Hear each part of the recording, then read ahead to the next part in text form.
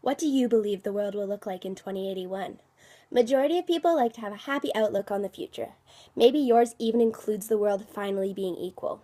Well, in the short story Harrison Bergeron by Kurt Vonnegut Jr., the world is entirely equal, although with equality comes an entirely different kind of inequality. Personally, I love this story as it shows how it is your unique qualities that make you you. In order to create this idealized equality, the strong wear weights to make them weaker, the pretty wear masks, and the smart wear a radio to reduce their attention span. Sounds cruel, right? But if you think about it, this does indeed make everyone equal. Downgrading the exceptional people is an interesting way of creating equality, especially the way that the story portrays it, by showing how people's strengths make the world diverse and unique, and how without it, life simply isn't the same. Making everyone equal is actually rather unfair to mankind. The idea of punishing people for what makes them unique isn't creating equality.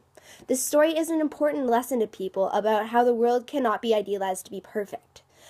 And how they've simply equalized some qualities of people is somewhat confusing. I think they would have equalized the sexes before looks or strengths. Things like equal gender pay and available jobs, female taxes are issues I see to be much more relevant. The role of men throughout the story shows that they are still dominant over women, which makes me question this perfect equality. Additionally, the greater your handicap from the handicapper general, the greater your strengths were. It may appear to make the entire world equal, but it is not very challenging to tell the strong apart from the weak based on their handicaps. The author is expressing how unequal qualities are what makes the human race special. Without a variety of people, life would be boring. Their attempt to perfectionize the world actually had a negative effect on mankind, emphasizing that it is an unequal world that makes the perfect world.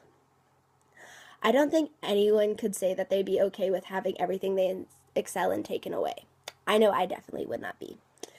Harrison represents this very well, making him a very dynamic character. I love how the meaning behind the story is how we should punish people for being better than us, but embrace it, because just like them, we have our own strengths. The author teaches us that it is okay to not be the prettiest or the strongest. The key is to embrace who you are, not who the world wants you to be, even if that means you need to rebel to express yourself. Even though in this bizarre future, Harrison expressing himself was seen as a terrorist act, it was for the better and showed the vulnerabilities this kind of equality creates. Even in this equalized world, there's always something you'll be judged on. It's in our DNA to compare others in an attempt to find a mate. So with that said, in an equal world, we'd find things to compare, once again, making us unequal. This is my favorite message from the story, is that as much as we try to make the world perfect, it's our imperfections that make it perfect.